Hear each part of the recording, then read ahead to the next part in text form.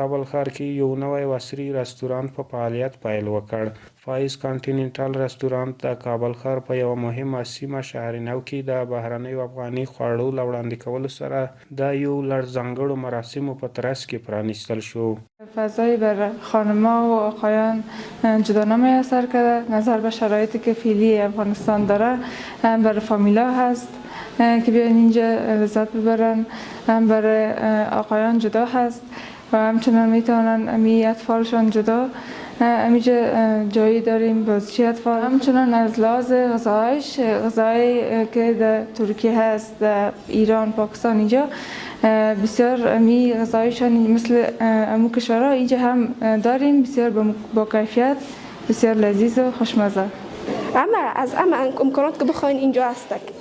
مثلا میتونیم ما سالگرد بگیریم، در نظر از اون میتونیم غیر از سالگرد مشتری که میاین اینجا ازشون پذیرایی میشه و محفل میتونیم بگیریم، یک شیرینی خوری یا عروسی. فعلا پاییز کانتیننتال که افتتاحش است، شما خودتان از نزدیک مشاهده میکنین که سطح پاییز کانتیننتال در افغانستان که خصوصا فعلا ما شما در گلفروشی کابل قرار داریم، یعنی سطحی از این به سطح رستوران های دنیا و خصوصا رستوران های همسایه که پاکستان حتی هندوستان بالاتر از او فعلا اینجا امکانات ما داریم.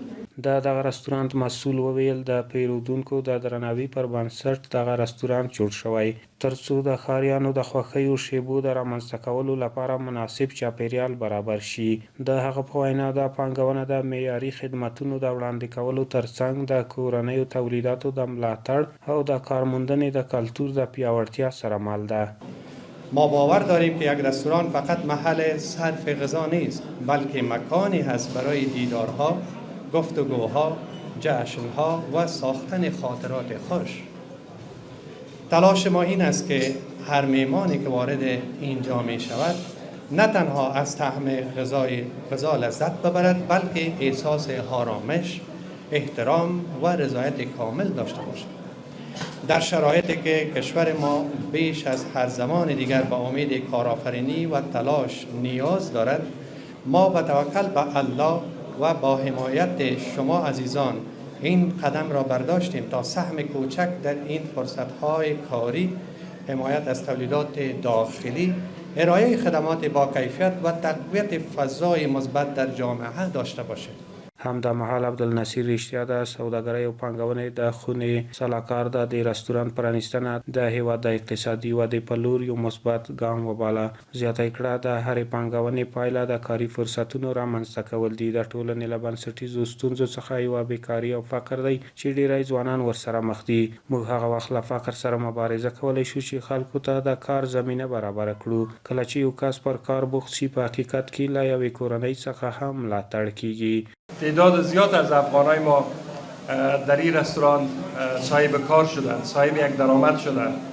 اگر فرض بکنیم که 100 نفر در این رستوران کار میکنه، او 100 نفر نیست، 100 خانواده است، 100 فامیل است و 100 فامیل و یا 10 فامیل از این آدرس یک لقمه نان حلال به دست میارن.